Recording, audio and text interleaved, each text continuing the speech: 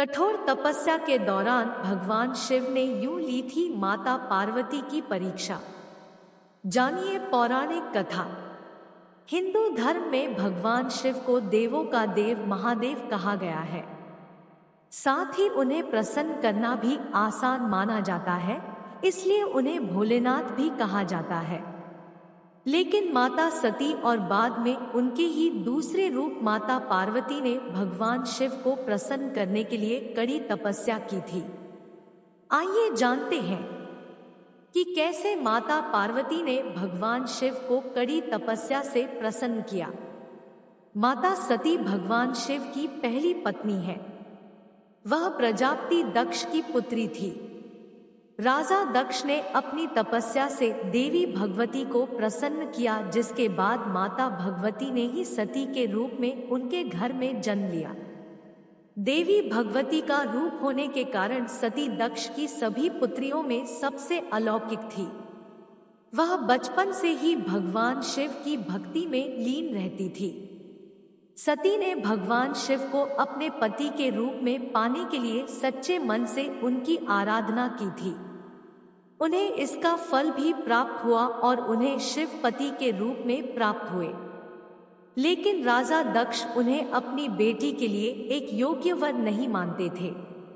पिता दक्ष के विरुद्ध जाकर माता सती ने भगवान शिव से विवाह किया।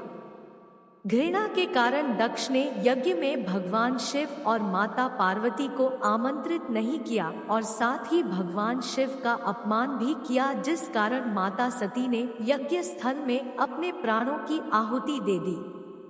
माता सती ने अपना शरीर का त्याग करते समय संकल्प किया था कि मैं राजा हिमालय के यहाँ जन्म लेकर शंकर जी की अर्धांगिनी बनूं।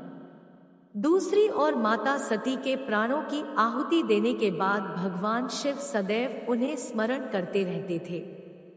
इसके बाद माता सती पर्वतराज हिमालय की पत्नी मेनका के गर्भ में जन्म लिया। पर्वतराज की पुत्री होने के कारण वे पार्वती कहलाई। पार्वती भगवान शिव को पति के रूप में प्राप्त करने के लिए वन में तपस्या करने चली गई।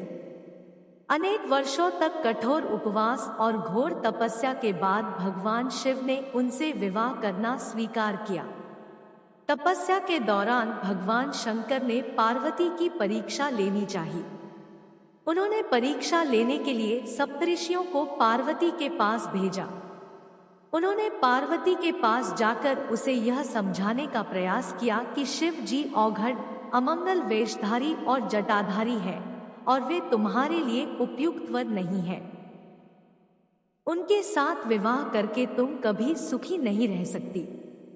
साथ ही माता पार्वती से ध्यान छोड़ने के लिए कहा। लेकिन पार्वती अपने विचारों पर दृढ़ रही। उनकी दृढ़ता को देखकर सप्तऋषि अत्यंत प्रसन्न हुए और उन्हें सफल मनोरथ होने का आशीर्वाद देकर शिव जी के पास लौट आए। पार्वती के दृढ़ निश्चय के कारण महादेव उन्हें पति के रूप में प्राप्त हुए। बोलो हर हर महादेव।